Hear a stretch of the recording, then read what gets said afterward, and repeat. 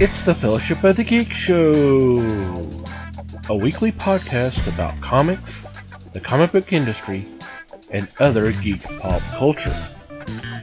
Music courtesy of Manny the Martyr. And now, on with the show!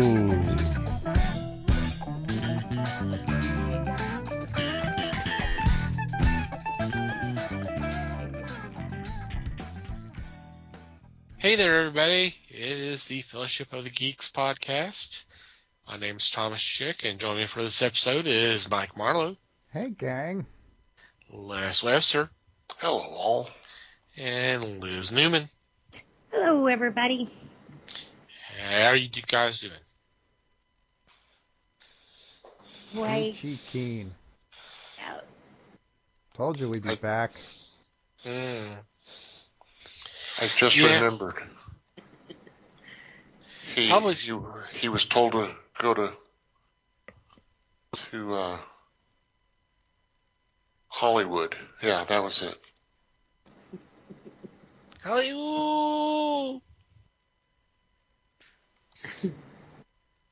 Nobody gets that. It's a 1941 reference. Sorry. Hope everybody's doing okay out there. So what's been going on in your corner of the galaxy? Well, we had too much time off. Now I can't think of what I did. I did finish. I saw on Twitter, I guess it was, they were wrapping up The Flash with the last episode and blah, blah, blah, blah. So, it's like, did I ever finish that? So I went back before it was spoiled, and I did watch, I guess, the last 2 seasons of that. And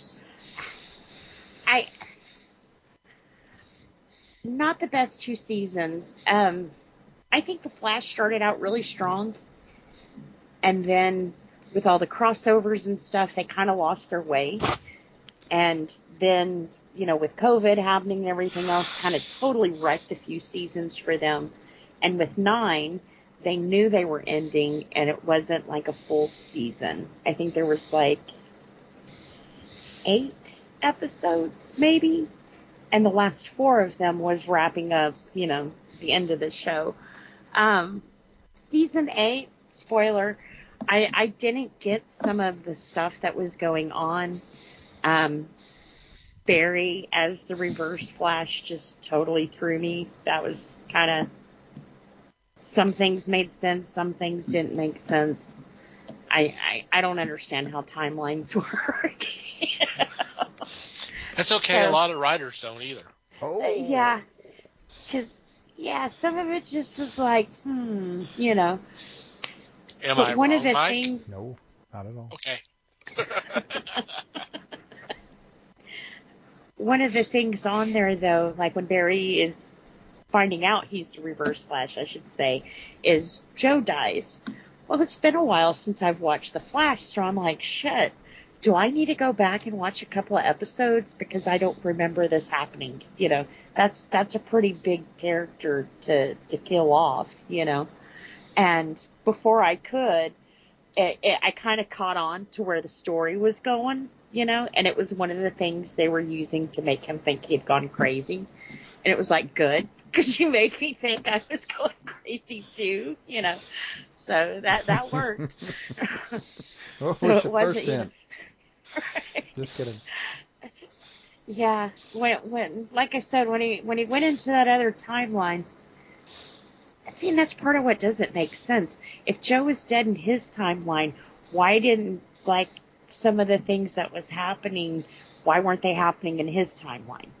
So it was kind of like, this doesn't make sense. So I don't think they ever really explained that either. So If it wasn't for her horse.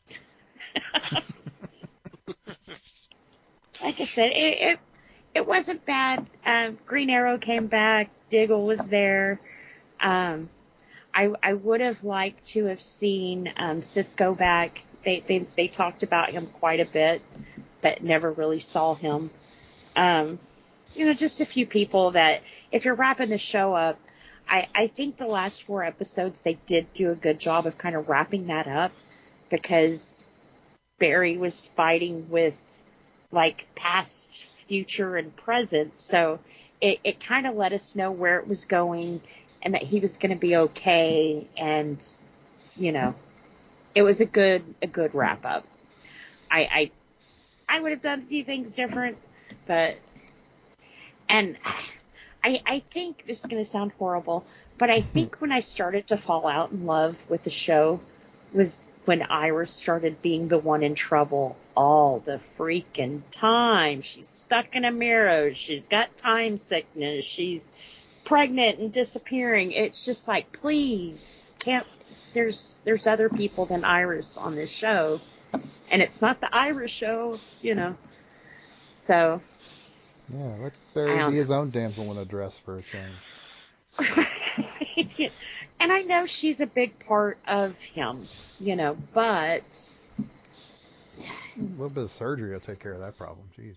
Yeah, well, sometimes the things he would have to do to help her or save her was worse than what he would have to do for the villains. So it was kind of like, really? And a lot of double standards. He was rushing to bring Iris back, but Frost died and Caitlin was told no. So it's kind of like, wait a minute, that's her sister. Actually, not even her sister. That's a part of her. And, Iris is okay, though.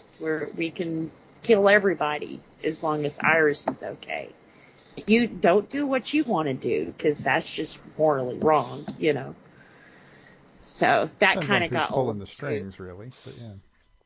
Yeah, and seeing his big thing was, we're a team. Well, then act like it. When you don't want them to do something, all of a sudden, we're a team. We got to work together. But when Iris is in trouble, it's Flash for himself, and universe and timeline be damned, So, like I said, a lot of double standard. That kind of made me... I would like to think that the Barry I've read and the Barry they kind of set up in this season too would have realized that sometimes other people are the greater good than just one. You can't kill thousands of people because one person is in trouble, So, yeah. Which I guess, that's always a superhero conflict, the greater good inside, But it just, like I said, it got old and it kind of sucked. Maybe if I would have liked Iris better in the series, it would have been okay, but I don't know. I've always seen her as kind of naggy and... Well, what about my career? Honey, I'm running around the world saving people. I can't read your little paper right now. Sorry, but Indonesia needs me right now.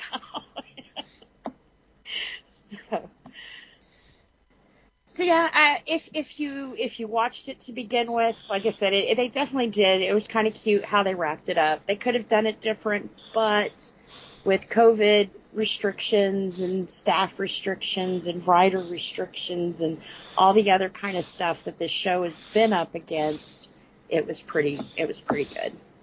So. Yay. And then other than that,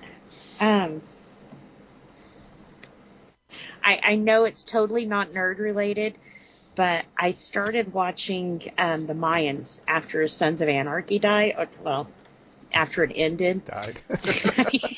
Spoiler. Kurt Sutter was the writer of Sons of Anarchy. He was also one of the actors in there, but he also did Mayans. And I can't remember if it was season 2 or season 3. He made a joke at Disney's expense on the show. How it got past all the kinds of buku's people who were supposed to read this shit and approve it, it did. But Disney didn't find it too funny, and they were kind of like, hey, we're not going to pay you to make fun of us, you know. So they took him off the show, and he's no longer the writer for the show. And, oh my God, can you tell? I mean, it is horrible. It is absolutely nothing like the first couple of seasons. Totally nothing like Sons of Anarchy. So if you liked that kind of stuff, you will be very disappointed with the Mayans. I started out strong, and you know, we were trying to watch it. You know, me and Phil was watching it the other night. And it's like, I don't know, I can't get into this. You know, we've watched like 3 episodes now, and I'm still like, what's going on? And last episode we watched, I figured out what I'm not liking. And when you have a series, there's multiple stories going on at one time. You know, you have to, or it'd be pretty damn boring. But most of the time, those blend together like seamlessly. It's multiple stories that you're watching, but it's one story you're watching. You know, you don't really notice that the other stories are happening because it just works well all together. The timeline is all jiving, and it just works together. This season, it's more of like sporadic memories is the best way I could describe it. It's like scene, another scene, you know, it's just, it doesn't blend at all.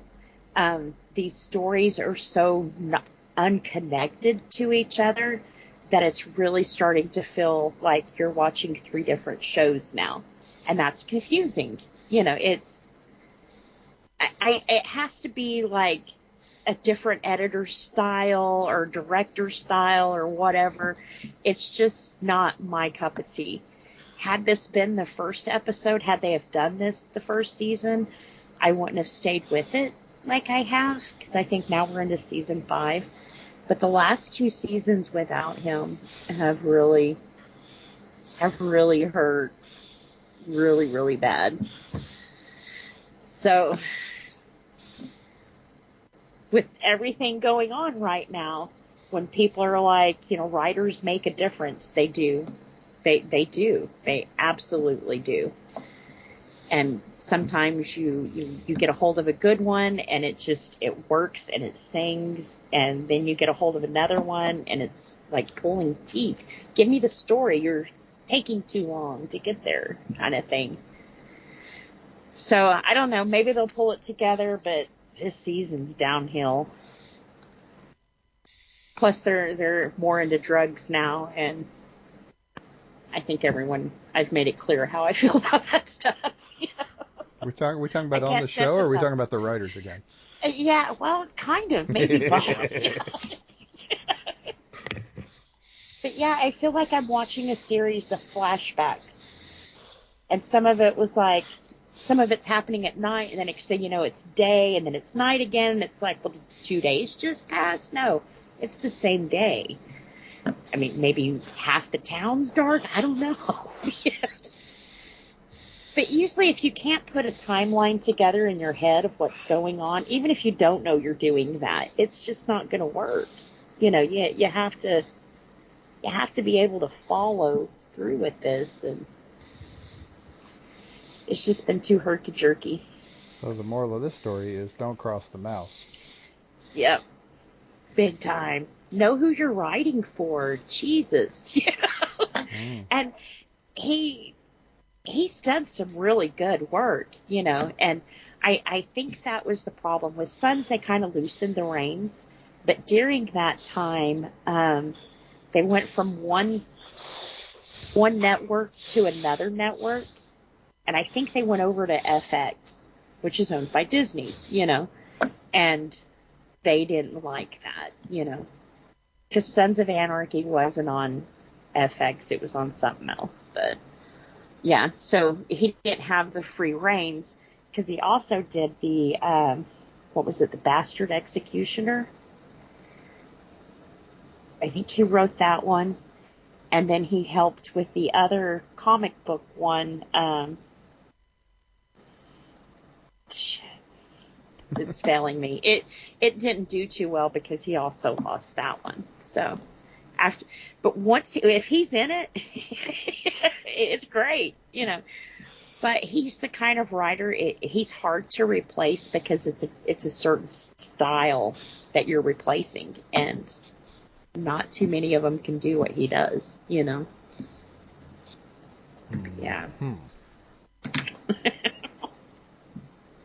And then I had a funny.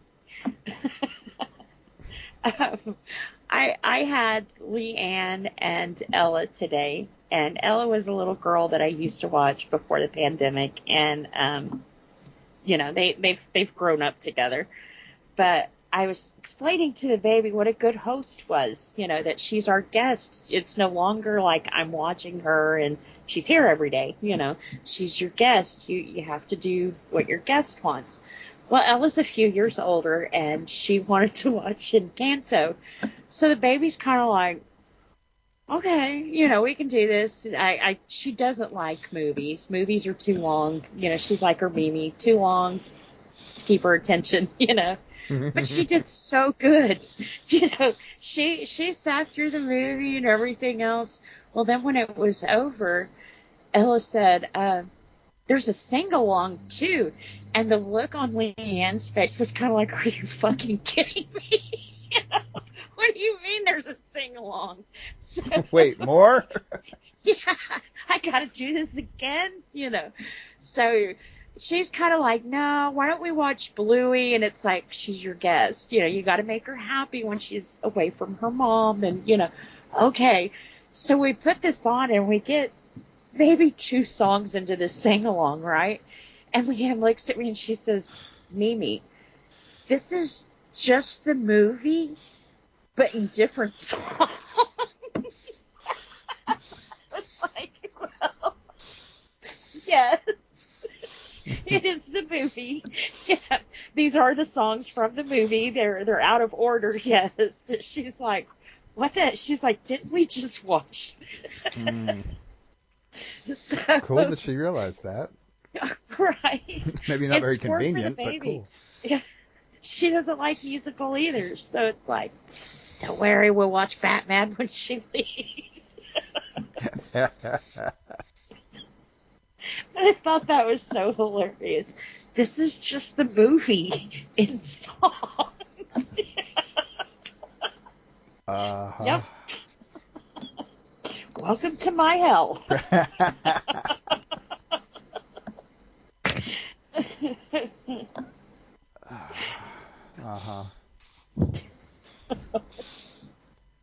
If it was Rocky Horror Picture Show, you wouldn't have said a thing. Oh, not a thing. You'd have had that kid in there singing them damn songs. She'd be doing the time warp the right way. Mimi, it's just a jump to the left. Little step to the right.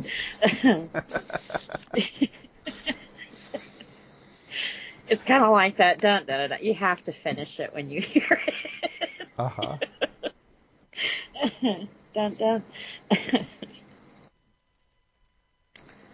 But yeah, that's about it. I've been watching TV and hanging out with the baby and sleeping.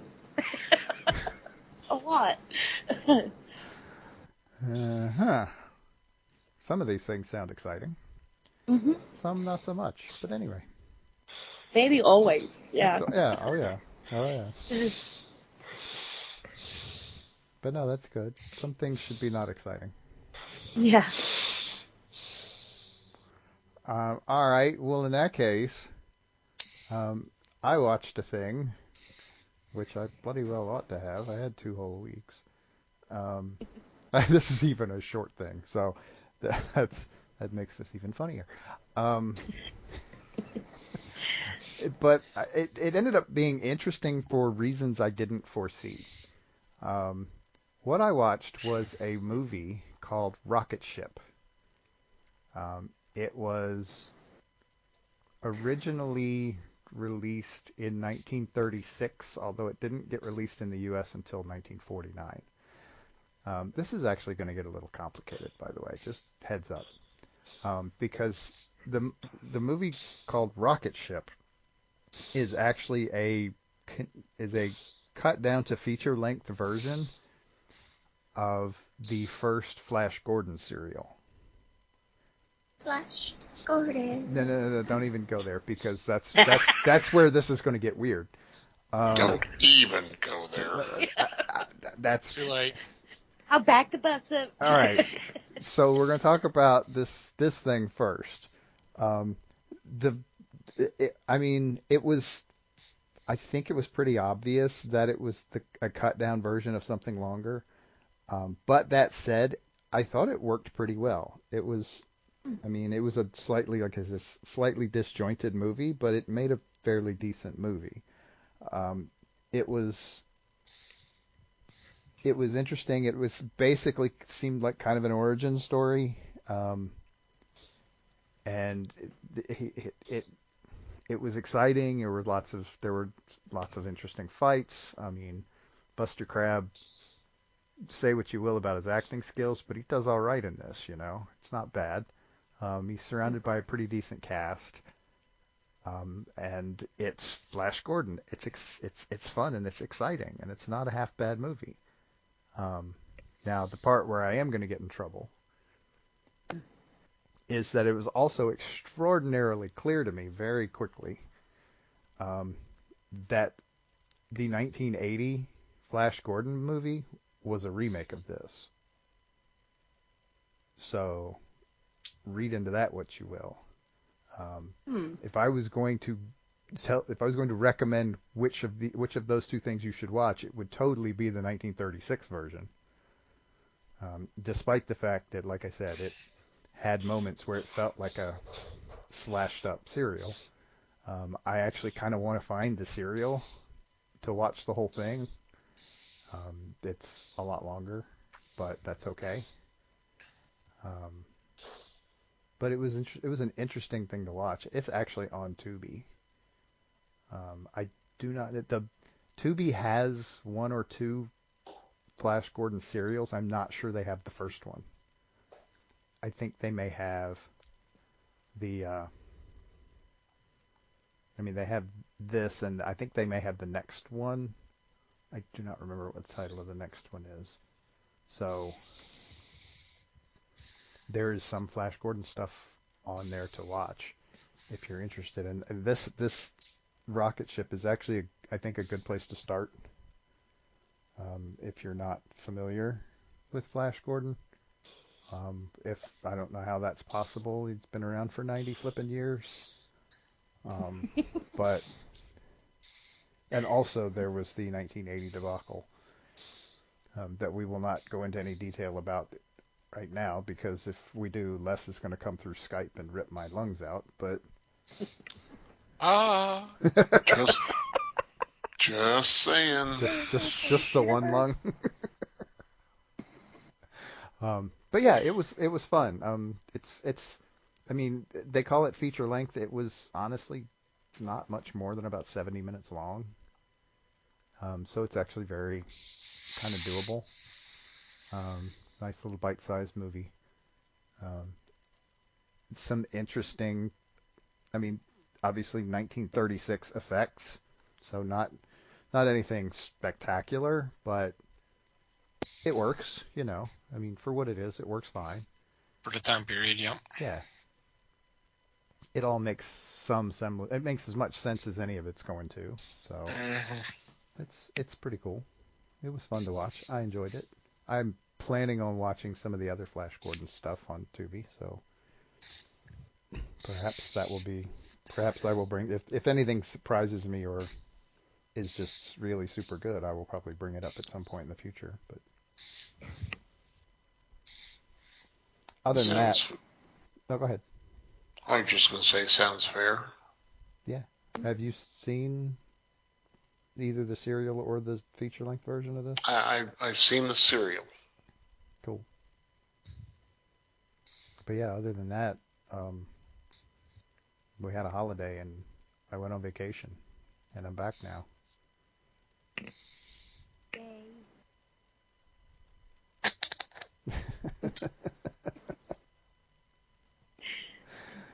Oh, that was probably way louder and more forceful on your end than it was on ours. Ah. But anyway. Mm.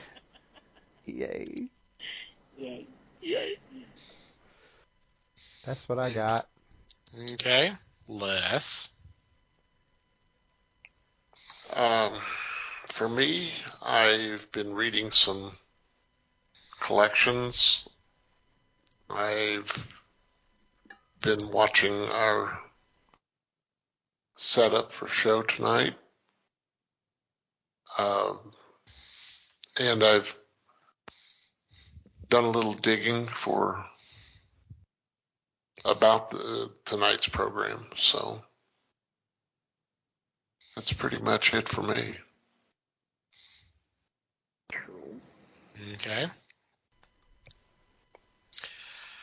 Uh, well, for me, I have moved back over to binge watch Mission Impossible, which I've been watching on Pluto, and it's interesting setup because what they're doing now, they kind of rotate things in and out. So currently it's seasons 1 through 3, followed by 6 and 7. So the 2 Leonard Nimoy seasons are not being shown right now. Weird. Well, I mean, before that, it was seasons 4 through 7. So they were showing the first 3. So I'm like, okay. I don't know why you can't show all 7, because there's also a Gunsmoke channel, and it looks like they're showing, I know they've shown more recent episodes, but last time I went by, they were on season 9. But I mean, I know they've shown seasons 19. So, I'm not sure what the thinking is, and a couple weeks ago, the last episode I was talking about watching Bar Rescue, and that's on Pluto. They have its own channel on Pluto as well. That's all. I mean, it's all mixed up. They're not shown in airing order. They just it's whatever. So it's kind of screwy sometimes when I was watching it, and I kind of stopped watching it because It's one thing when you would watch them like on a weekly, or watch like 2 or 3 episodes in a row, something like that. But when you get into more and you start seeing the inconsistencies, that's when I start having problems. So obviously I'm watching it with a little bit more of a critical eye. I mean, like there was one episode where he's dealing with a bar in Florida, and he's telling the general manager, you need to fire your girlfriend bartender because that's a security issue. I mean, this is a cash operation, and you're already losing money. How do I know y'all are not stealing it? And then 2 or 3 episodes down the road, now you've got the guy in Colorado who owns a restaurant, and he's dating the bartender, and he's okay with it. I'm like, okay. I mean, yeah, if she's stealing money from him, yeah, obviously they're not stealing money from the business, but still, it's the whole thing. If he's upset about there being a romantic relationship in the business, you need to be consistent with that. It can't be okay here and then not okay here, because it's a security issue. You see what I'm saying? That doesn't make any sense.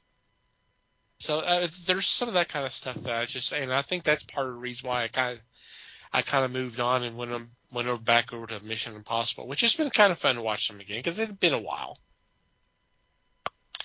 The only kind of drawback is, hey, did you know there's a movie coming? There is a movie coming. So there is a special thing that they're showing almost every commercial break.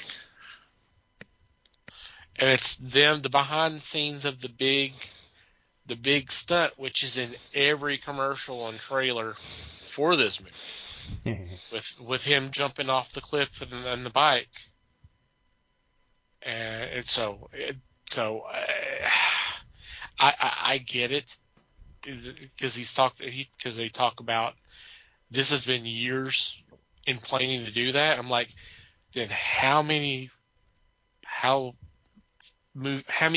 episodes or movies installments back did you want to do this? If it's taking years to do that. Now, granted, we had COVID in between too, but that screwed things up. But still, and something watching the trailers, not the trailers, but the commercials, in between watching the actual episodes of the inspiration for these films, and go, yeah, I get it.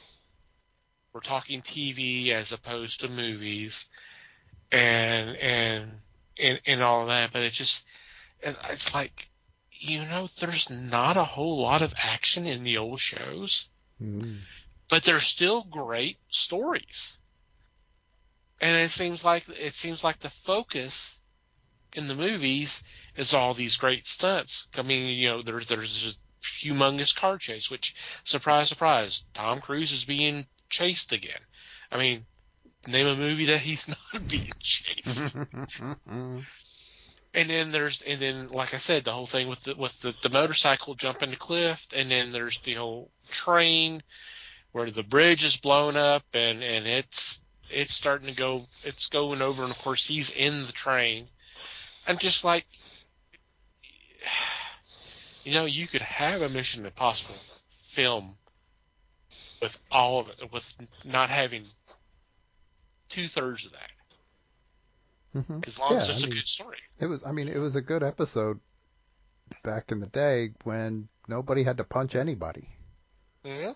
Because the whole deal was they were trying not to do that. They weren't trying to cause attention to themselves. Right. Yeah. They are getting in, getting the mission done, and getting out without getting captured or getting killed or da-da-da-da-da-da. So, yeah. And I try to caution myself with this, because I haven't watched any of these movies past the second. I watched the first two, and the second one I was just so disappointed. I was like, I can't do this anymore. Although I've been told I really should watch the third one. I've been told the third one's really good. So I'm trying not to be one of these people who are going, oh, this looks horrible, because I'm seeing what's being thrown out there, but not seeing the movie itself. But it's a little bit of difference, because we're talking about trailers. This is the stuff that's supposed to get you interested in watching the film. And I'm going, well, it's almost James Bond stuff. Oh yeah, absolutely. It's literally James Bond, which was not really the intent of the show, and I get that, So it's just I know it sounds like I'm bitching, and I get that, but it's just something that just kind of dawned on me when I'm watching these episodes and seeing literally no action at all, but they get the job done. I remember there was the 2-part episode where it was dealing with them trying to stop the building of a missile, and the episode ends with literally the headquarters being blown up. I remember reading stuff saying that's the only episode where the story ends with a literal explosion. Out of 7 seasons of stories, this is the only one where there's kind of an action-packed ending, including explosions. That's amazing. That's because those things were expensive. Yeah, true. Well, yeah, I get it. I mean, I know. I mean, like I said, TV versus movie. Right. The counterpoint to that is the James Bond movies, where they were constantly making big. Every movie had a bigger explosion than the last, and that was their thing for a while. Yeah. So all you have to do is convince yourself that these 60-year-old Tom Cruise movies are not actually Mission Impossible movies. They're just I mean, try to think of them as Bond movies or Jason Bourne movies or something else. Yeah. Just to talk yourself out of the comparison a little bit, Yeah, it's a different animal, and I get that. It's just I don't know. It just happened to dawn on me that just here recently watching them. And since I've talked about Pluto a little bit here, they've added a new channel. I would love to watch it, but I have some issues. They've added a Godzilla channel. It's all the Godzilla films. Cool. Which is cool, but they're subtitled. Uh-huh. And that's okay, except for the fact that if you happen to move your mouse, the title and the volume button and all that kind of stuff pops up, and then you can't read the subtitles. So you're fucked for a few seconds. That sucks. And I'm like, I can't do this. I can't do that. I would love to watch them because I have watched the original in the original format with subtitles and all that. The non Raymond Burr one, right? Raymond Burr version, yes. Mm-hmm. That's the only one I've seen in the original version. I would like to see some of these others just out of curiosity. But it's really kind of hard to do that when I can't read the subtitles and know what the hell's going on. Just learn Japanese. It'll be fine. I'm too old for that. Is that a stone? Mm-hmm. What? Is that a stone? So,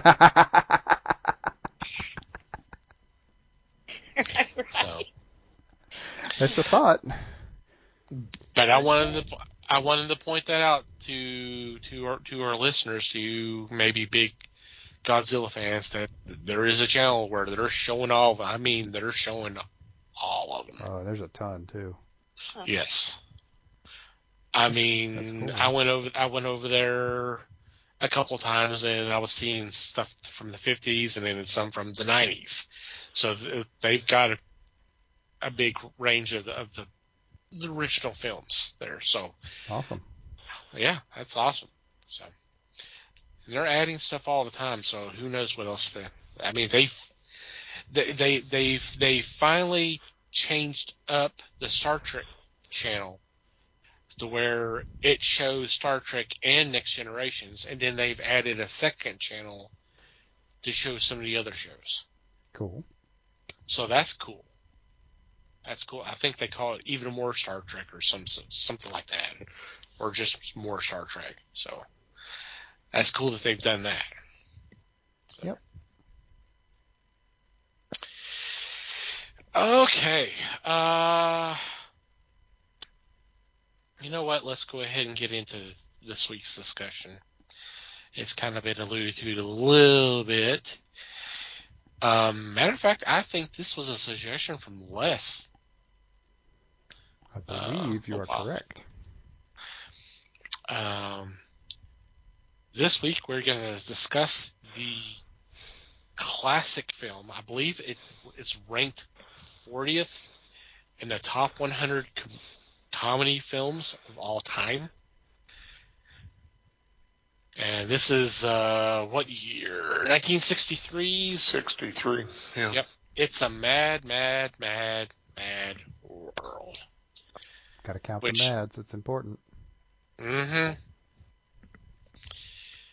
Which has almost every comedic actor that was around at the time.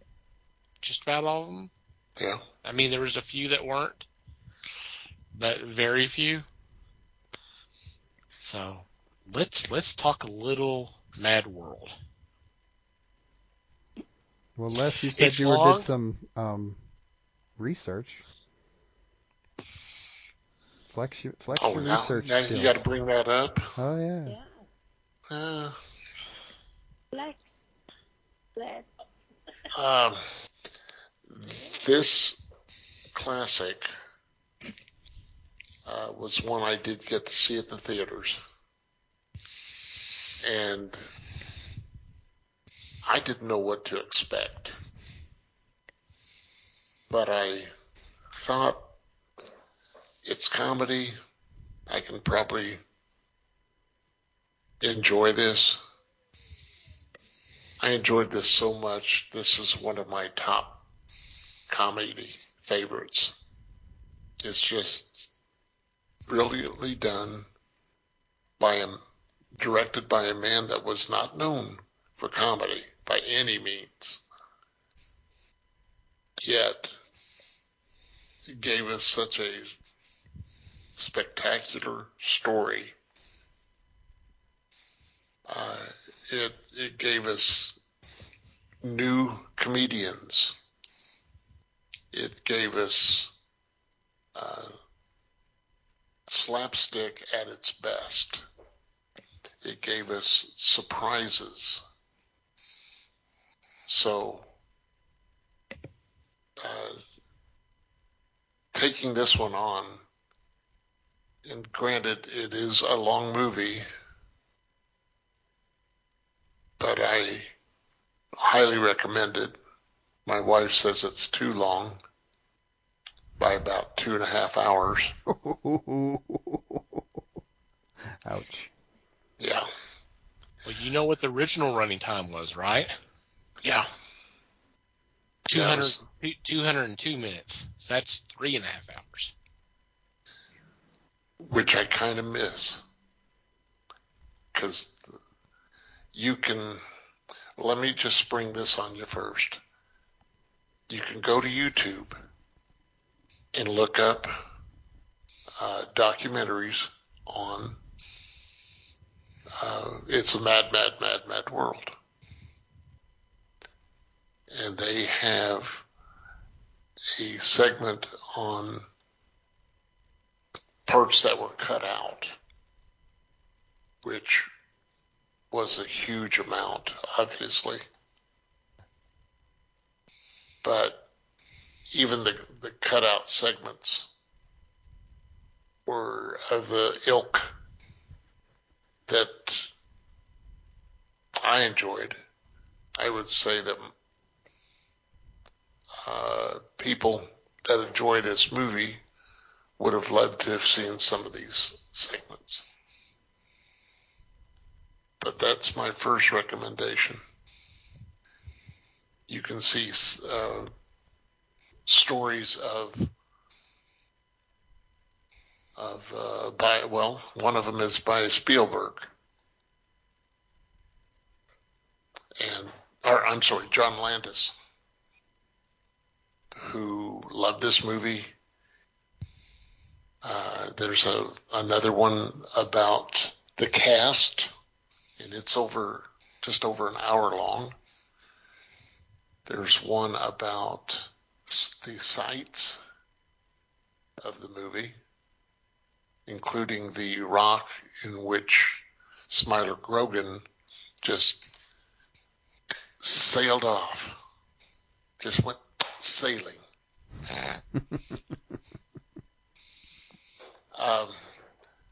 The cast is phenomenal, and if you watch one of the YouTube specials about the cast, there were some comedians that wanted in this movie, did not get to be in this movie. As far as the cast goes, Sid Caesar got his part because of the passing of Ernie Kovacs. It was to be Ernie Kovacs and his real wife, Edie Adams, playing in those parts. This was the first movie for Jonathan Winters. No one knew of Jonathan Winters really before this. I knew him because of a couple of television appearances and the albums that he had.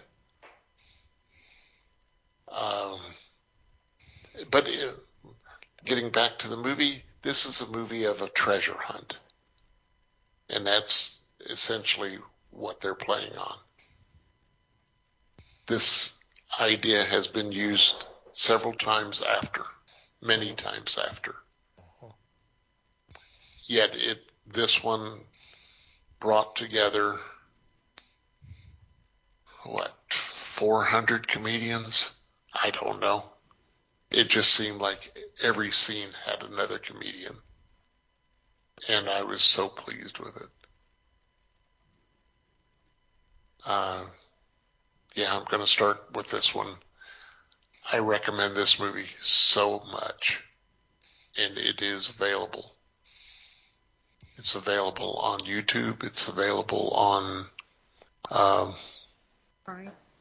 Yeah, I watched it on Prime. Prime.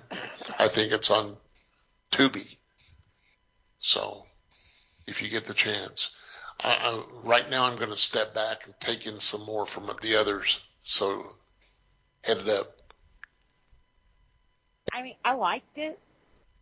I would have to agree with your wife on some parts.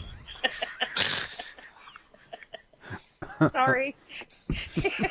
You have just been banned, but go ahead.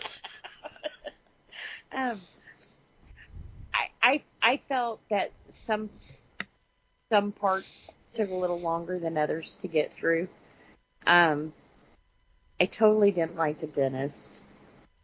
The extra guy that was brought in and screwed over Jonathan Winters. Wasn't he the dentist? No, he wasn't. I don't know what he was. Oh, Phil Silvers? Phil Silvers. Yeah. I was Okay. say, I don't even think he knew what he was. Yeah, it was funny. Like I said, it was a bunch of skits together. I didn't expect the ending. I once you look back at it, it's like you should have seen that the cop was, okay, I got it from here and clear the area, and that was a little weird, but it made sense, But yeah, I spent a lot of time pausing this and going, I know that guy from somewhere. Every scene, I know him from somewhere, Mm-hmm. So it definitely is absolutely packed. I'd have to, if I picked a favorite couple, I liked the, I guess it was Edie Adams, and I can't remember the guy she was with, but they got locked in the tool store and stuff together, and yeah, that was. I liked season. them. Yeah. Yeah, I liked them together. And actually, at the very beginning of it, he was the one with the most level head. Even willing to, okay, we'll divvy it to you guys get more, and so they should have went with his plan to begin with. The breakdown on how much the percentage of the treasure, yes. Yes, and he did. He wanted to make sure if anyone had a complaint, okay. I think they got it up to 14 parts. Based off people and the car and all that,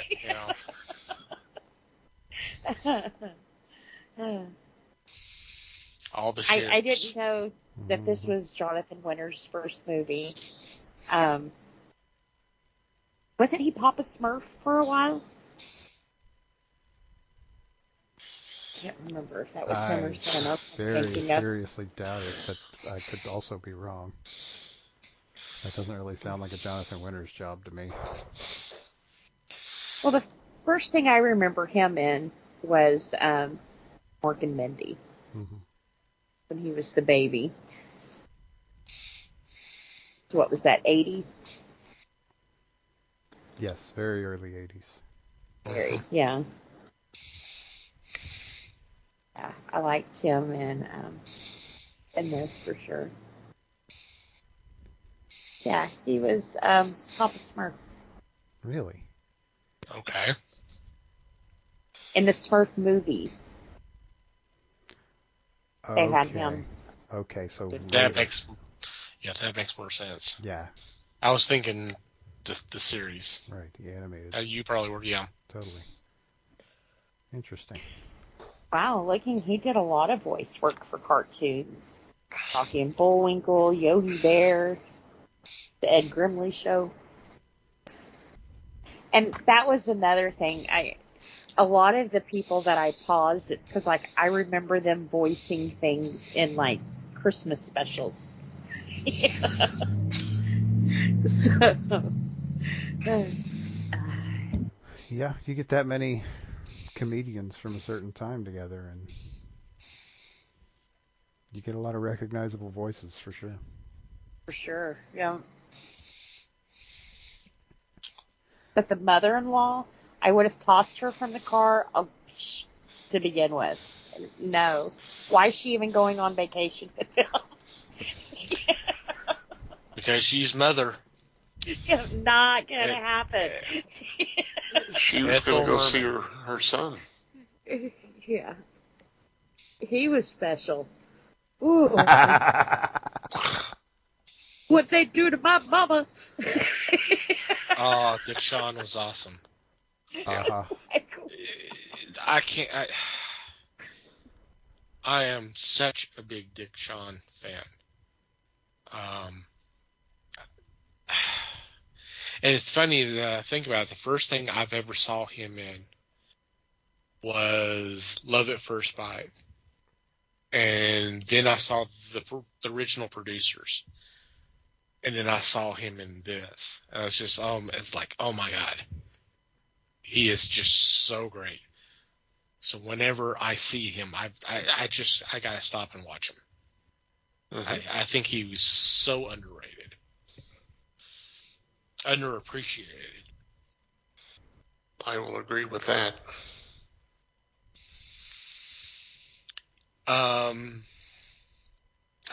go ahead. Yeah, I enjoy this film. It can be. There are stretches. I can see that, Liz. What the problems you had with the film? I kind of see that, but it's just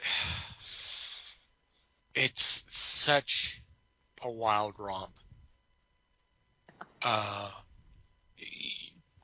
You're sitting there going, okay, what's going to happen next? What is the next catastrophe that's going to happen? You know, whether it's Mickey Rooney and was it Mickey Rooney and Betty Hackett going to the airport? You talk about Phil Silvers and Jonathan Witters. That was great. I mean, even the beginning with Jimmy Durante literally kicking the bucket. Yeah. Literally kicking the bucket. It set a tone for the film, that is for sure. Yes. He did, yes. Yeah. A big W. A great big W. You just, See, I don't know why my mind went to a Hollywood sign or something like that kind of W, but.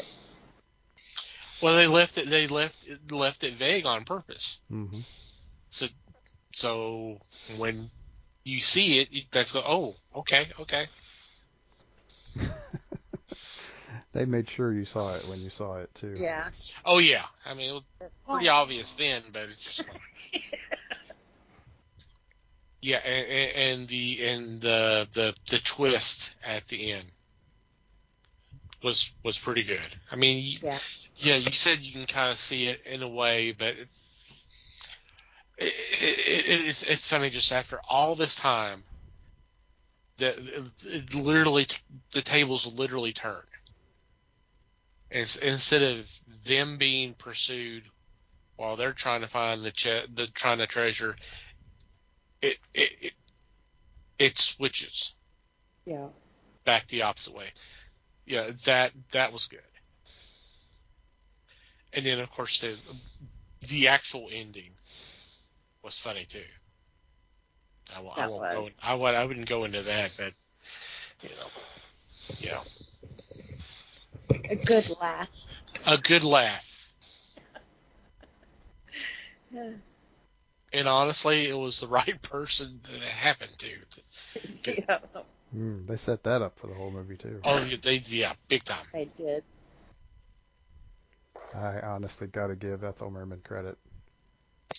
She played the shit out of that role. Mm-hmm. She was awesome in that role. It is a completely obnoxious role, but she had just embraced it and just took it I had fun with it. all the way. Yeah, She seemed to be having a good time. Yeah. For she sure. did. Yeah.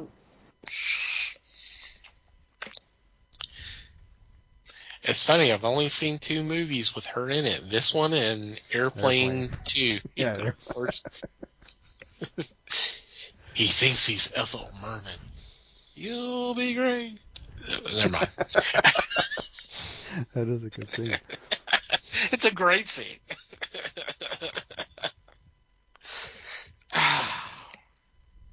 Yeah, I would recommend this one too. It's not only is it a funny film, but it's a nice little testament of the time. Here's some of the most the funniest people on the planet at the time are in this film. Just about all of them. There's some that couldn't make it, and some that were cut out in that hour or so that was cut out.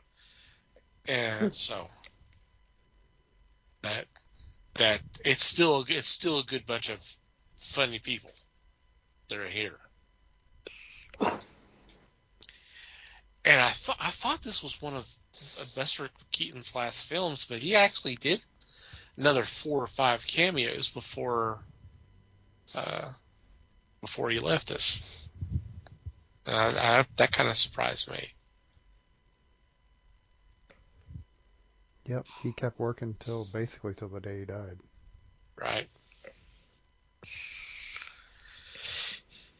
Which was a few years later after this. Yeah.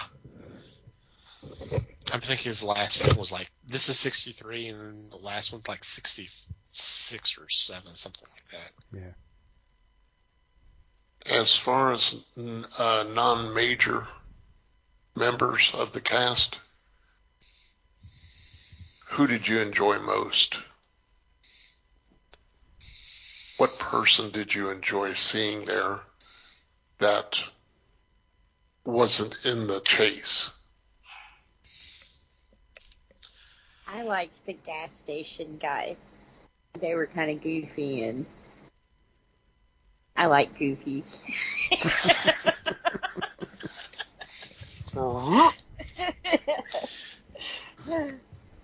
And they just totally demolished that place. That was pretty cool to watch. I always laugh my ass off where the scene where Jerry Lewis runs over Spencer Tracy's hat. Yeah. Goes out of his way to do it. And that was very early in the movie. It's very early in the movie. Which made it more fun. Once again, that's that whole setting the tone. It's just, just expect the unexpected. How about you, Mike? I would love to have gotten more Buster Keaton in this movie for sure. Yeah. I have to say the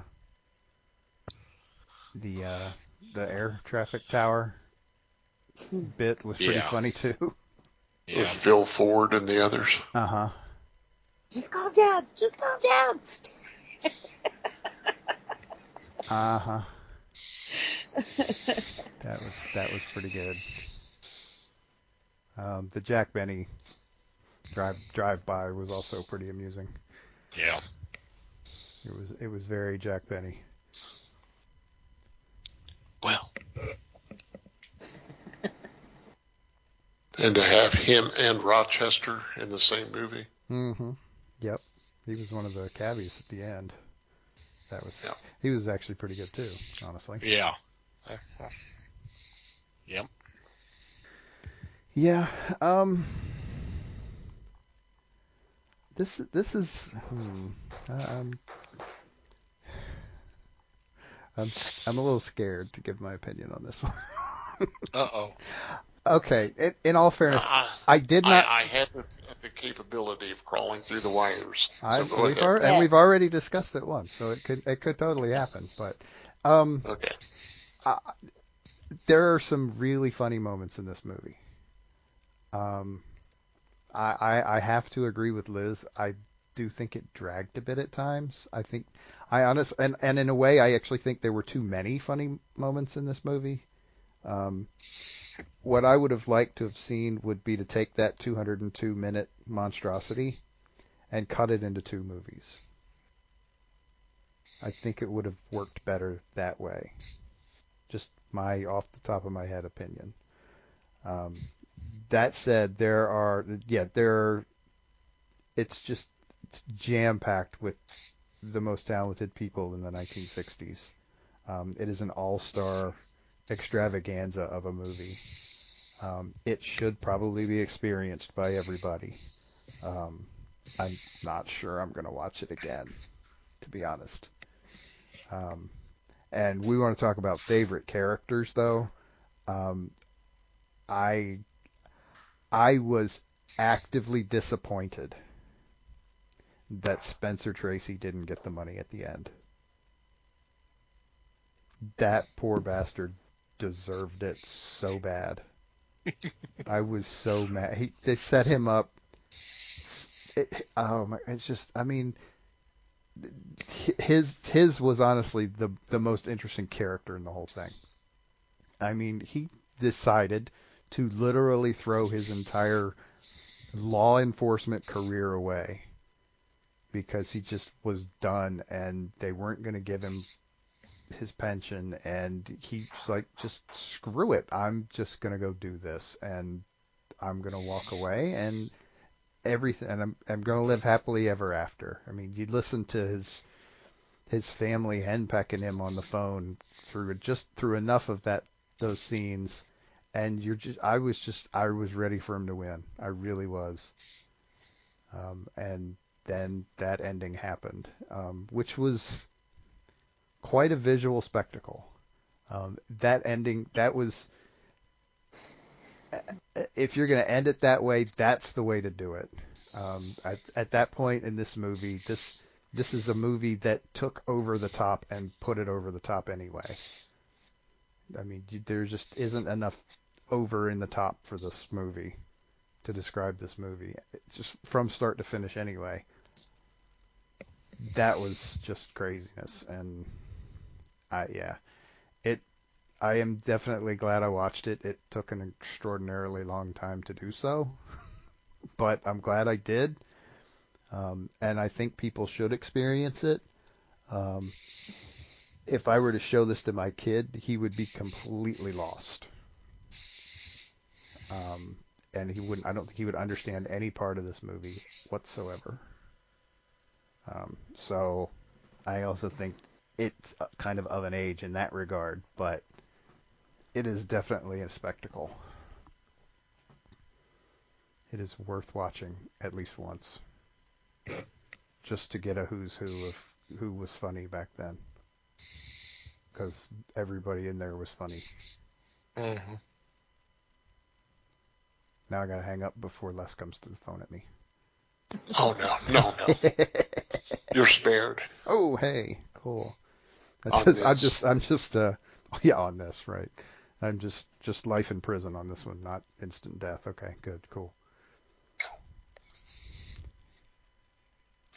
The couple things that I enjoyed, I loved Selma Diamond in this. I thought she was exquisite. She was the police chief's wife. You only heard her voice. But, yeah, she went on and did the first season of Night Court before she passed away. But that voice was was so grating, but it was fantastic to listen to. For him to try to convince his wife that they would go on a vacation to Hawaii, and Billy Sue would not get to go. It was just he and Ginger. I thought she was amazing. I thought Joey Brown, who had what, 3 or 4 lines in the movie, I thought he was tremendous. He was the guy doing the tour on the ground outside the building that was to be demolished and yelled at the guys, "Hey," because that was what he was known for. That was part of his comedy act.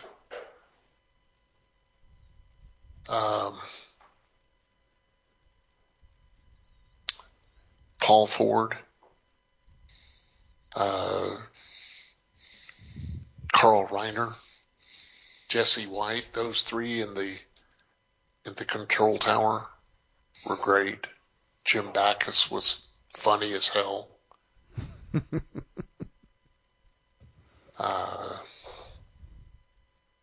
You had the surprise of the fire crew standing on the ground. I don't believe anybody saw that coming. But it was so well orchestrated and planned.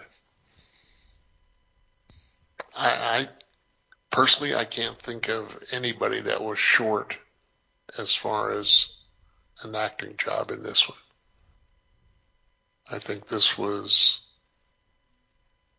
amazing to watch, and I was so thrilled that as a kid, I thought, wow, this is the greatest stuff since sliced bread.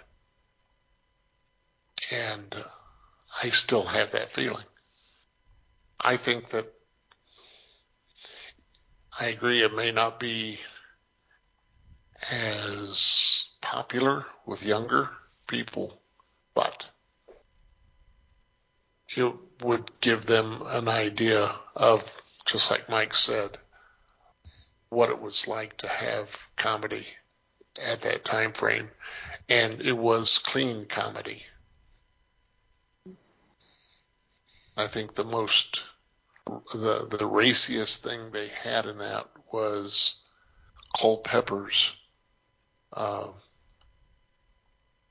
assistant, when she would go to get coffee and everybody stopped and watched her.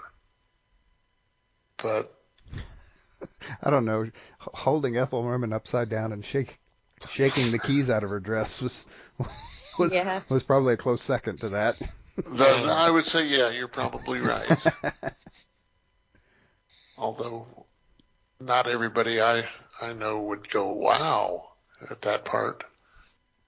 But that's personal. A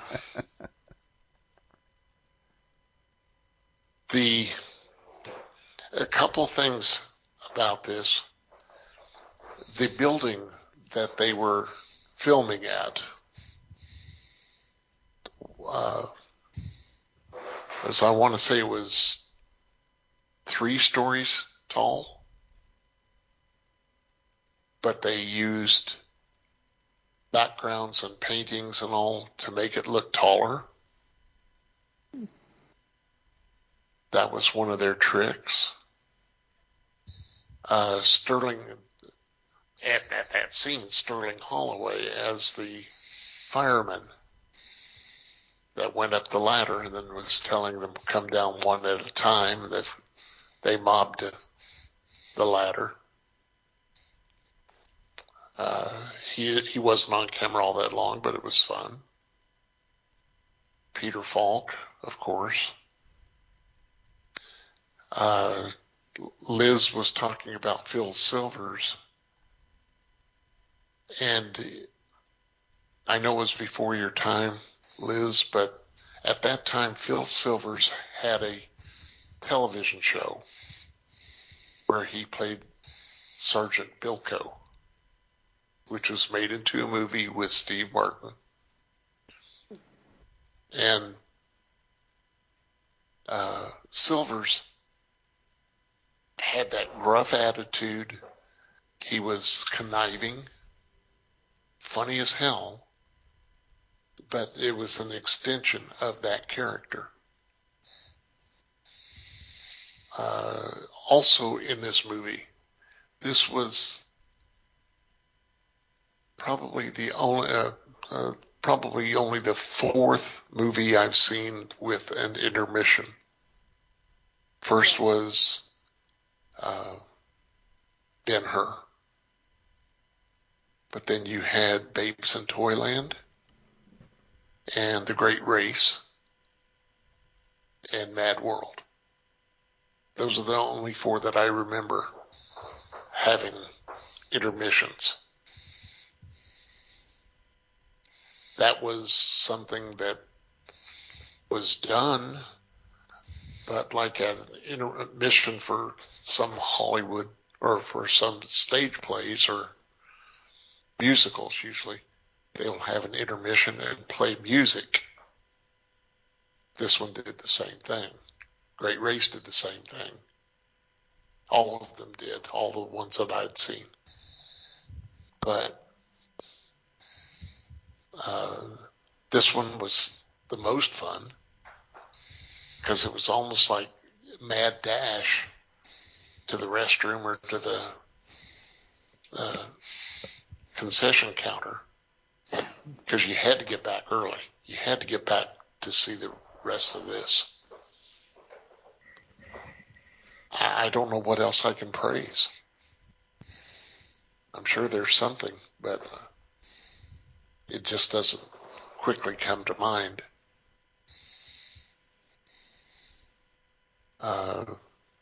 Arnold Stang, and I'm trying to remember the other guy's name.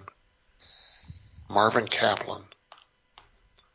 Those were the guys with the gas station. That was phenomenal to destroy a set like that. And you think about it, they could only destroy it once. Yeah. You don't get to a second chance at tearing down everything. You get one, not a continuous shot, but you've got to take out something and make sure that it doesn't appear again. It can't be, a wall can't still be standing if it was knocked over in the first place. Yeah. So continuity is amazing in that respect.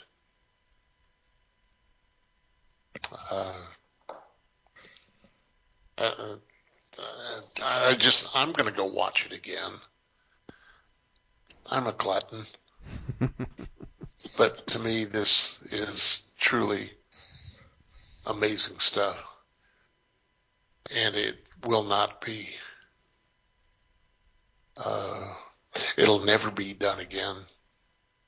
This is something that will stand the test of time.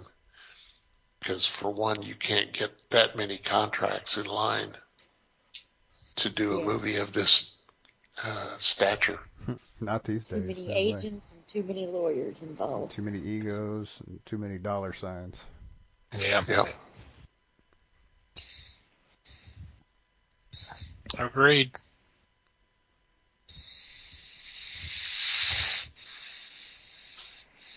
Well, let's try this. If you could, if it was possible, who would you put in some of the roles? From today? That's what I was just thinking when we were saying it wasn't possible. Yeah, but that's why I prefaced it with if it all was. The beef going on in the comedy world, and this one won't work with that one, and I don't know. You definitely have to put Jim Carrey in it just because, you know. See, Hollywood would fuck it up, and they'd wind up putting like Jonah Hill and Amy Schumer. Seth Rogen. Yeah, Seth Rogen and Oh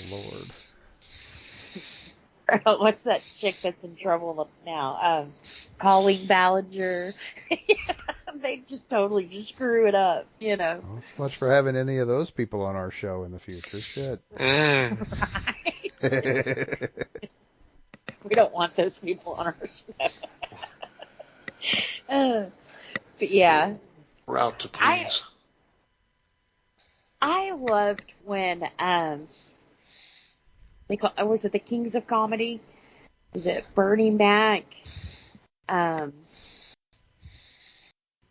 Cedric the Entertainer and Yeah, was it Steve Harvey also Steve in there Harvey, with I them? think yeah. That's pretty cool when you can get legends together like that.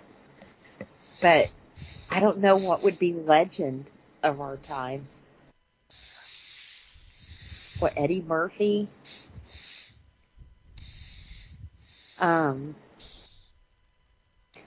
Chris Rock? Dave Chappelle?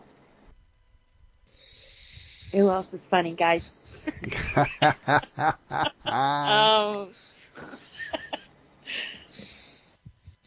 We usually have time to prepare for a casting call. I don't know if I can do one off the top of my head. Yeah. Don't The only thing blame coming me. to my head is they think they're funny, but they're not funny. Well, you gotta weed those out, obviously. Yeah. Well, of course, unfortunately, there's also those who used to be funny but aren't anymore. Right. So that's Yep. that's another tough one to weed out. And it's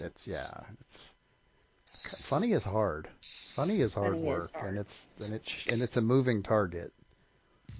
I mean, what's funny to me is not necessarily funny to everybody else. Right.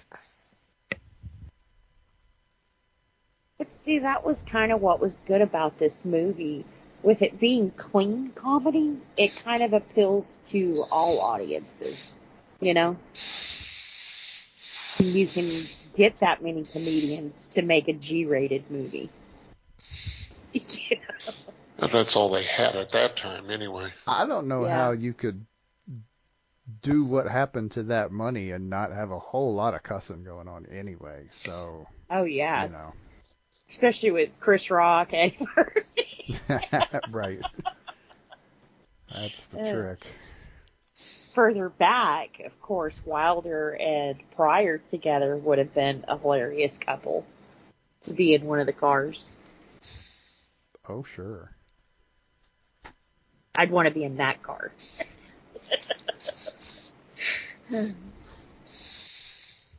Well, you get back to that time period and you get a movie like Cannonball Run, which is, I mean, probably owes quite a debt to this movie. Yeah. Yeah, Yeah, So- I'd say so. for sure. And this movie also shows kind of what I was trying to say about Mayans not connecting together. You had so many stories and so many different things happening, but it didn't feel disjointed. It all ran together and, you know. Right. It was- had a common starting point and then it had a common ending point, and it kind of went flipping nuts in the Yeah. middle, but it did all come back together to one point. I will Yep. give you that. So it didn't feel like flashbacks you were watching. Right. Now, except for the Jim Backus part, he seemed to be flashing back quite a bit. But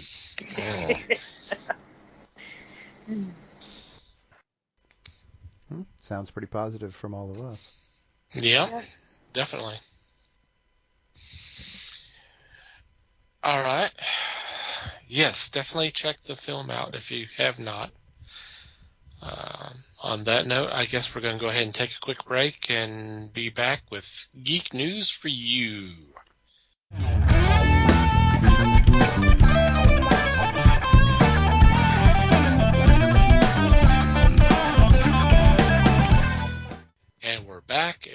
time for geek news for you. In this segment, we bring a couple of news items to the table for discussion. This week, it is Les and myself. And Les, would like to go first? Thank you, sir. Mm-hmm. My article is something that Thomas has posted already. It's the 10 harsh realities of reading Silver Age comics.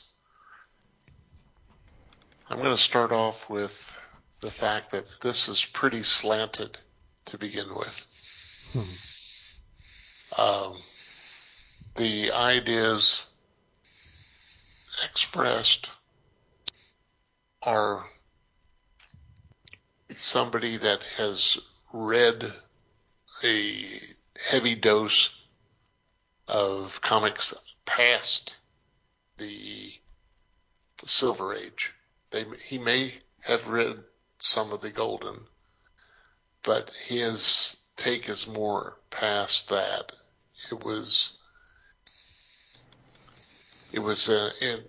sounds like he's more into the 70s and 80s movies or comics than he is any of the early 50s or mid 50s to early 60s stuff. He considers some of the legends of the time as not really understanding what was going on. One of the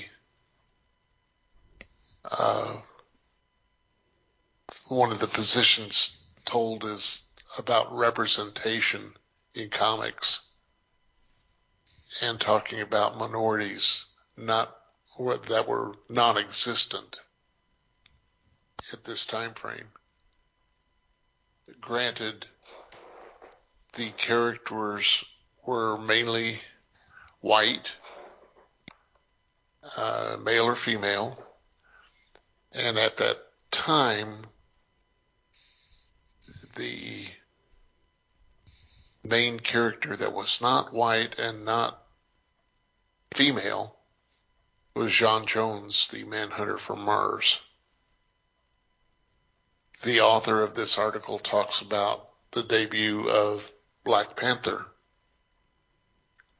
by Marvel and having that expanded.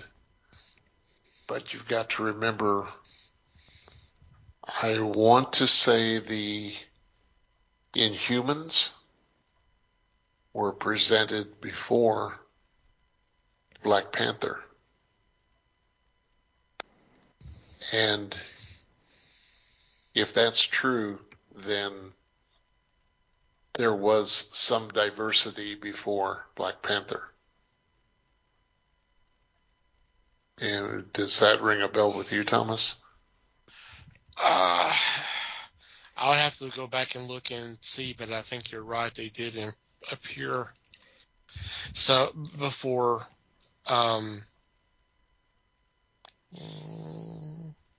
Black Panther. And Yeah, of course, when I try to look at anything, and we're talking about the goddamn TV show that failed miserably. Oh. The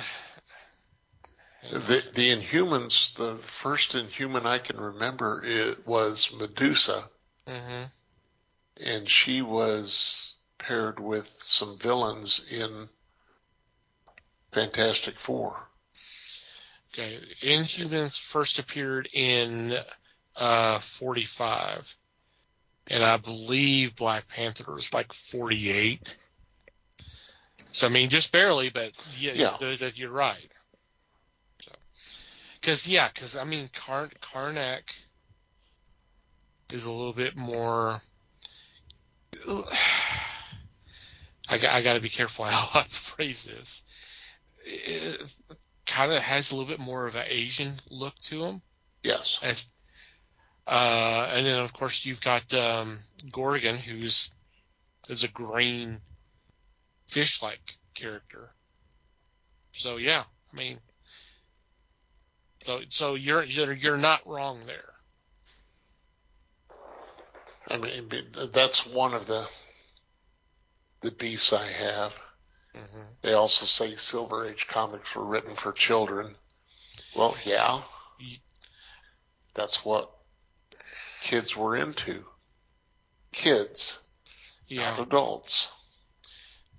Adults came later and crashed things like the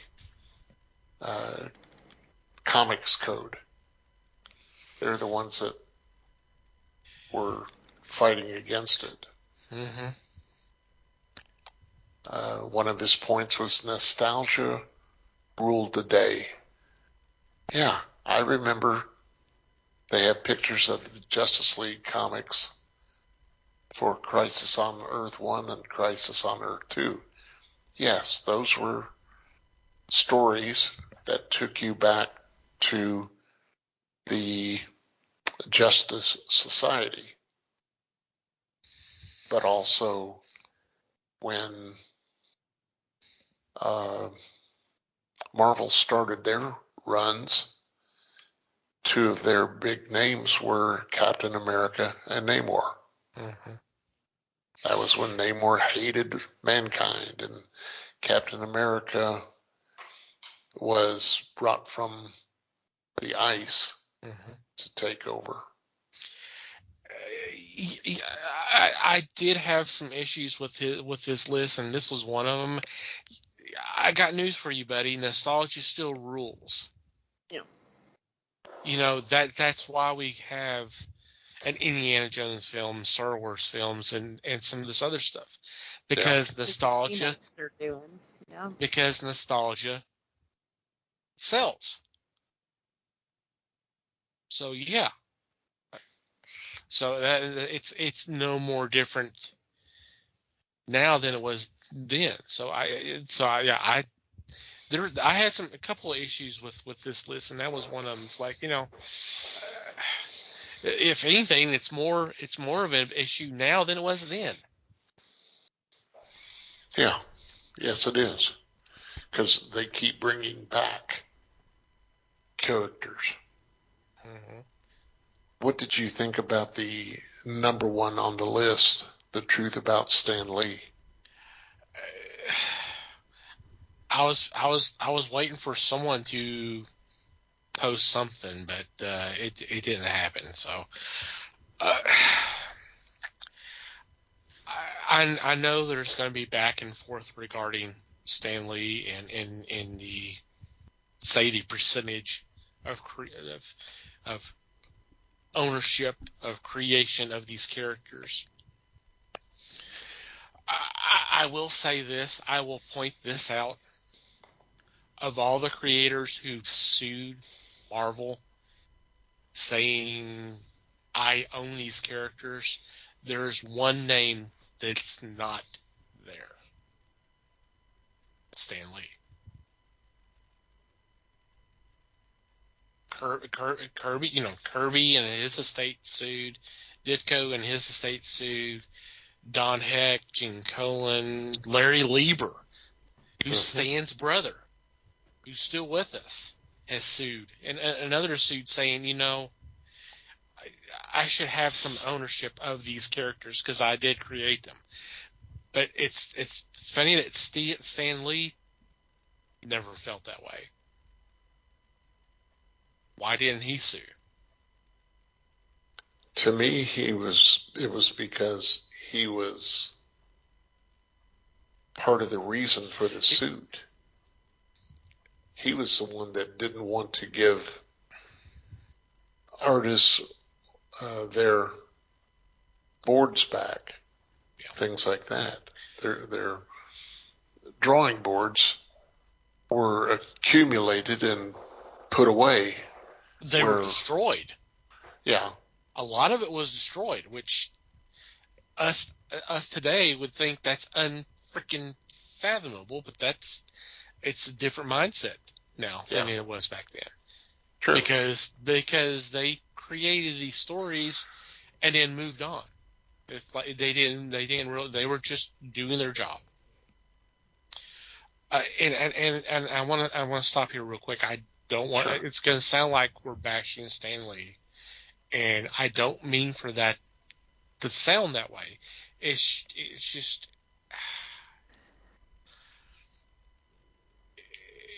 it seems like it comes up every once in a while that this is always an argument, and there's people on both sides of this, and the way things are nowadays, we'll never get a agree to disagree or whatever, but it's just, you know, I think about, you know, you hear this, and then I kind of go back to thinking about Bill Finger. Mm-hmm. And the fact that if Bob Kane had really had the Batman he created, it would have been a different character. Remember, Bob Kane's Batman was a dude in red long johns, blonde hair, domino mask, and a bat-like cape. It was Finger who came in and gave us the character design that we know to this day. True. And other stuff. But somehow he, because of what Bob did on his end, whether it was him or his father, who were smart enough to go, okay, you know, I'm making this deal, and you have to say that he was created by me. No one else did a damn thing. It was all me. True. So I mean, this is an interesting. It's an interesting little list. The thing that I going through the thing that I really went, oh hell yeah, was number 4. Women were written terribly. Oh God, yes. Yeah. And guess who's one of the culprits? Stan Lee. Invisible Girl was, oh my God, I need to turn myself invisible so nothing can hurt me. And then years later, she's been made the most powerful character of that group because writers saw the potential that she could do with her powers, and with her. I think of Bob Haney writing for DC and writing some of those characters, and especially females. It's just like you read some of that now, and you cringe. True. You go, oh my God, this would definitely not go along. There would be so much hell if someone wrote those characters like that today on purpose. It was just a different world. Yeah. Okay. Was there anything else? No, that's it for me. You just want to do that one? Okay. All right. Yeah. Thanks. Sounds like sure. I have a couple items. One we kind of talked about briefly during our break, but there was a kind of an opinion piece from the same website that Les had his 10 list, and it was talking about Indiana Jones and the Dial of Destiny, and was talking about how it was suffering the same problem that a lot of today's movies are dealing with. And you go through and you start reading some of this, and it's something that's been going on for a couple of years now. And you can attribute COVID to it. You can attribute to the fact that streaming is bigger now and more preferable for some people. But let's look at the fact that Indiana Jones Indiana Jones 5 had the biggest budget of all the films, $300 million. The Flash, 200 to 50. It depends on who you read. These are big budget movies, and it's like it's almost impossible for these films to make money. And this is something that's been going on for a while because everybody talks about, everybody talks about the last batch of Marvel films. Oh my God, they're not doing well at the box office. What's going on? Well, there could be a lot of things going on, but the fact that, they feel they need to spend $200 or $300 million, hoping they'll get $1 billion. That way it makes money. That's not possible. It's almost like the mindset of the studios is, okay, we've got this. It's going to be good. Let's just throw as much money at it to make sure it does well. Hold on a minute. Let's make sure we have a good script. Let's make sure we have a good cast. Let's make sure we have a good director. Let's make sure we have all this stuff first. Throwing multiple $1 million at a film doesn't guarantee shit. Now you're just talking crazy. I'm talking crazy. Everybody knows that there's a number out there that if you spend it on a movie, it will instantly just make $1 billion. And it's just a matter of time before the studios find it. Well, and I think they're mentioned in this piece, but I definitely went back and got this information. Really, only basically 2 films that are kind of in this blockbuster, let's spend as much money as we can, have done real well in the last several years. Those are Avatar, Way of the Water. It's estimated that the budget was $350 million. It did $2.3 billion worldwide. The other one is Top Gun, Maverick. But that had a budget of $170.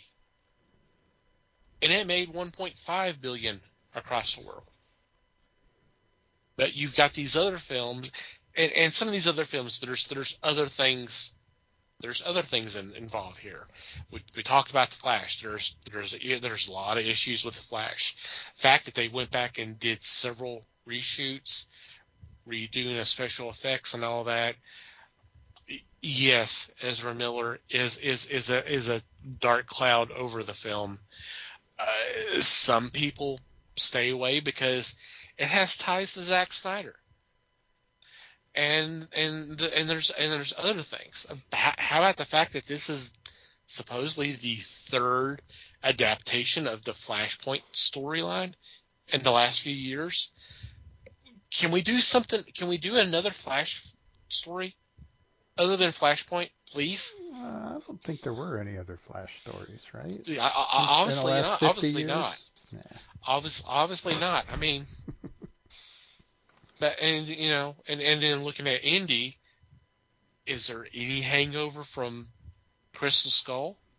A lot of people did not like that film. Maybe they're being wary of this. Spielberg and Lucas are not involved. Could that be it? Who knows? There could be a lot of things to it. I mean, from what I've heard from people who I value their opinion, said it's a fun film. It's a great film. They enjoyed the hell out of it. And you know what? That sounds good to me. I don't claim to have the answers, but it just seems like the studios are kind of going overboard with the budgets, especially these ones that have been having financial problems. That's probably not the smartest thing to do. I wonder why. Yeah, I mean, the deal is really that they're all floundering around trying to find the next MCU. Because MCU made just an absolutely ridiculous shit ton of money. Yeah. And they all want that for themselves. And, But don't want to do the work. it's not that easy. MCU did to get it there. Right. It's Yeah. not that easy. And honestly, I mean, in all reality, the MCU was a combination of good material and really lucky timing. Mm-hmm.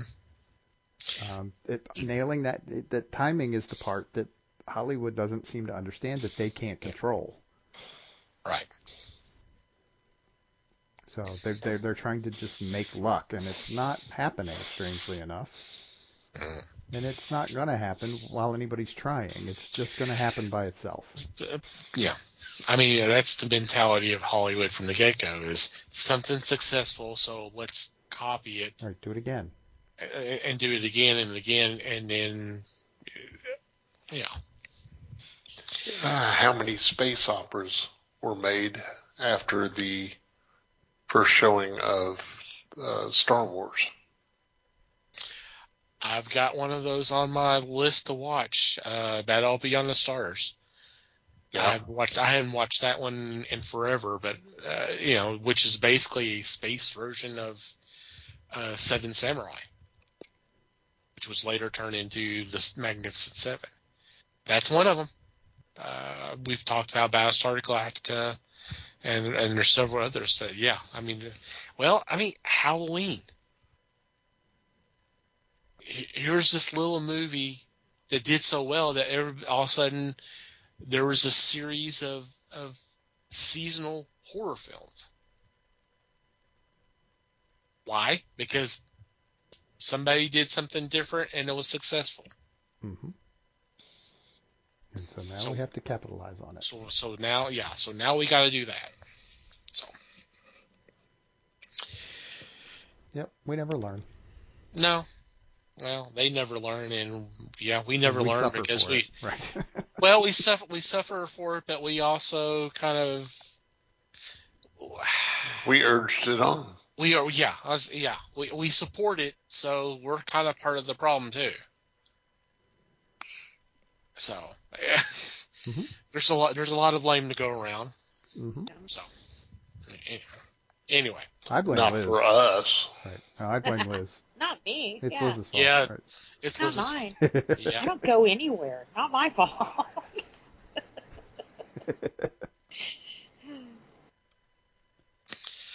Okay, my other news item.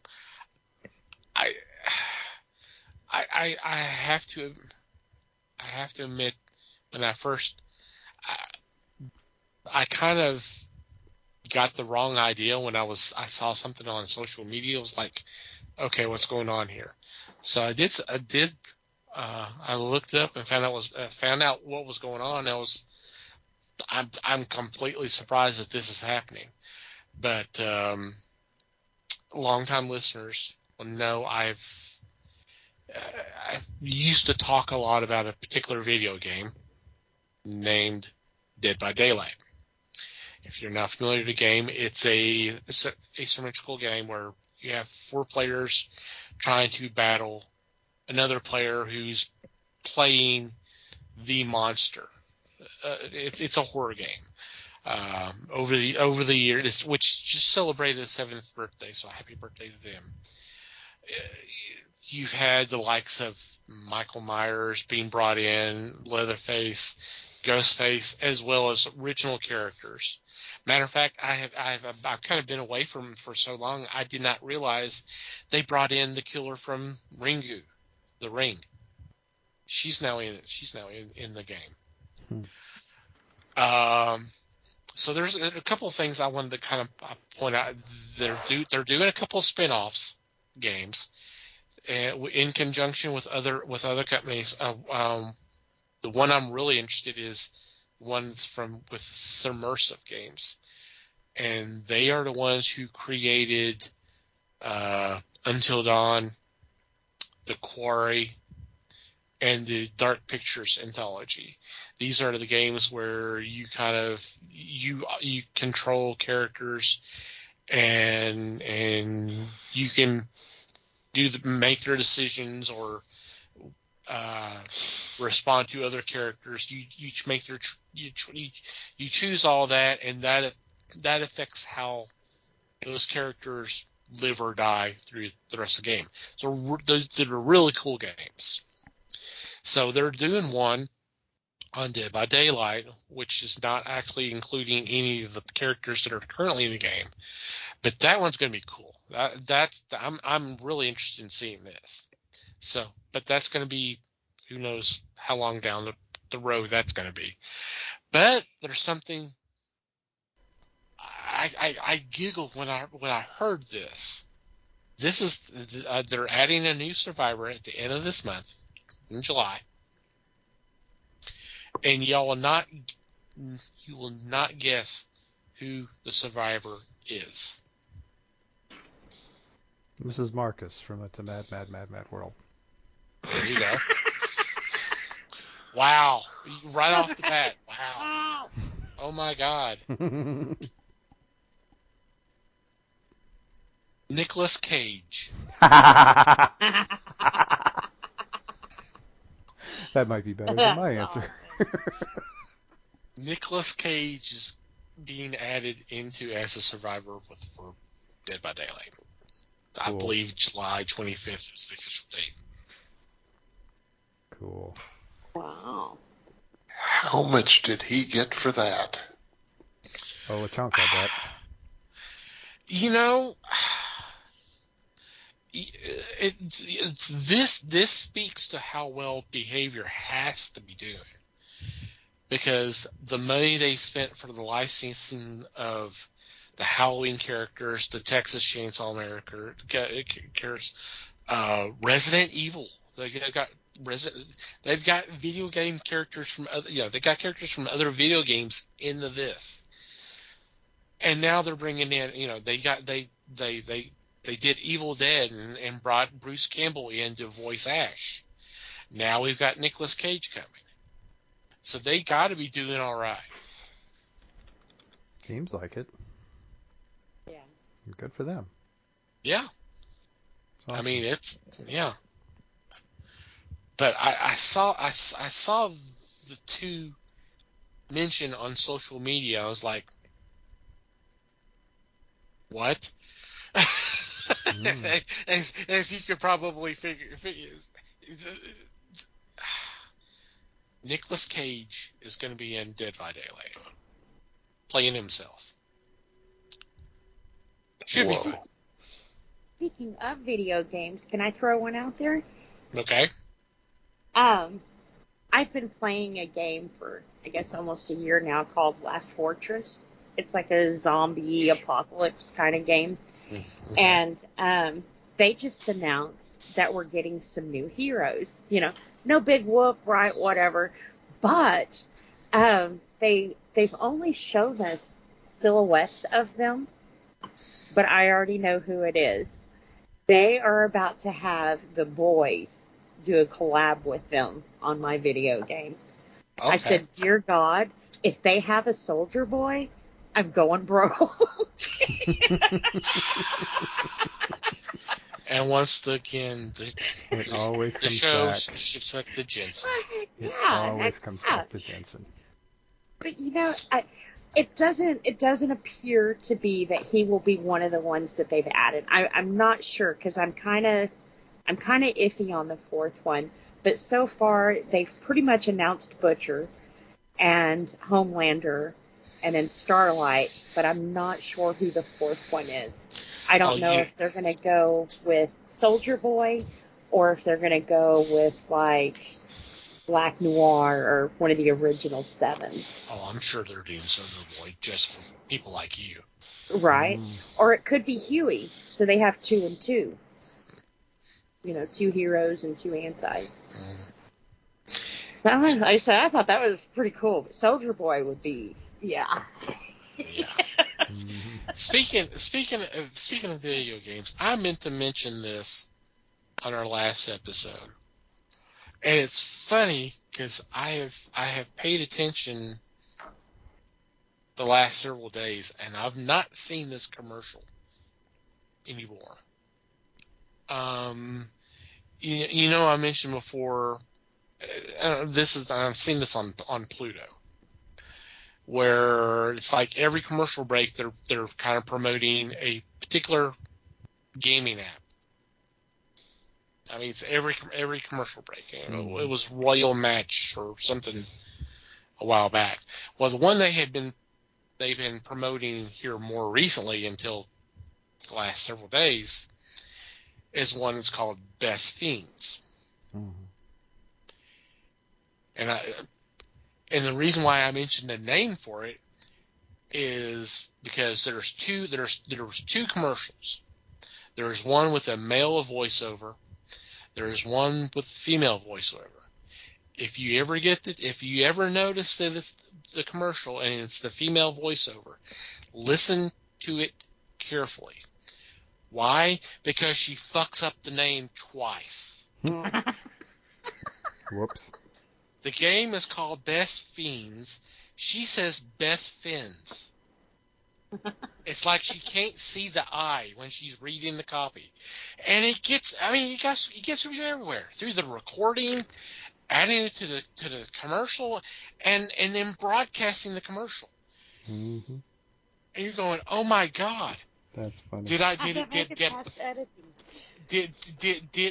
hear that right, or am I not awake yet? So I paid attention. It's like, yeah.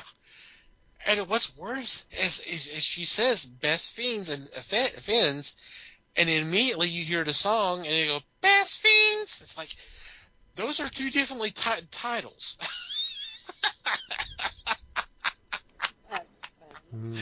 I'm like, oh my. QA laying down on the job again. But like I said, I hadn't seen that commercial in a while, so maybe someone finally notices that. What the fuck? How much money do we spend on this? And this is what we get? You screw up our name. Who's she dating? Oh, God. You might not be wrong. Right. For someone's daughter. And I give her credit. At least she's consistent. I mean, she's consistently wrong, but she's consistent. So, yeah. Mm-hmm. Something to be proud of. I guess. Okay. If you say so. Alrighty. Any special shout-outs or mentions this week? Nope, don't think so. I'm good. Okay, we'll just move on to our regular shout-outs. First off, want to thank Pop Goes to Culture Podcast Network for allowing us to be part of a great group of fellow podcasts. If you check our show notes, we'll have a link to where you can go check them out. Thank you, guys. We also want to thank the fine men and women of Potter and Family who've been so gracious enough to spread the word to the fellowship by retweeting our links. Just go to Twitter, do a search, hashtag Potter and Family, one word. Just scroll through. Whatever catches your attention, click on that link, download an episode. We hope you have a great time listening to them. Want to thank Maddie the Martyr for supplying the music to our podcast. In our show notes, you'll find a link to where you can check out some of their other music. And finally, you, dear listener, thank you for downloading and listening to today's episode. We value your feedback. Any questions, complaints, observations, suggestions, what have you, please send them our way. Our email address is email@thefellowshipofthegeeks.net. Or you can go to the website, go to the About Us page, and there's a contact form you can fill out there. Didn't mention this earlier, but we do have a Discord. We do post a lot of news. Well, I mean, it was mentioned earlier when we were talking about some of the stuff, though. We do have a Discord. We post a lot of news items, stuff for discussion, stuff to laugh, trailers, music videos, that kind of stuff. We do a lot of fun things there. So if you want to join us there on the homepage, we do have a invite right there. But we also have a section for feedback. So you can post your thoughts there, and we'll respond to them. Social media, we are on Facebook, The Fellowship of the Geeks. On Instagram, Twitter, and Hive Social, we're at Fellowship Geeks. If you like to follow our personal Twitter accounts, Mike can be found at Mikey Geek. Liz can be found at LN_geek. Les may or may not be found at Fake Les Webster. And I can be found at Tom TC Geek. And from wherever you download our episodes, if you'd be so kind as to rate and review the show, it would be greatly appreciated. Anything else before we say goodbye? Just thanks, everybody. Thanks, everybody. Appreciate you listening. Thank you for listening. We do appreciate the support as always. Until next time, geek on, my friends.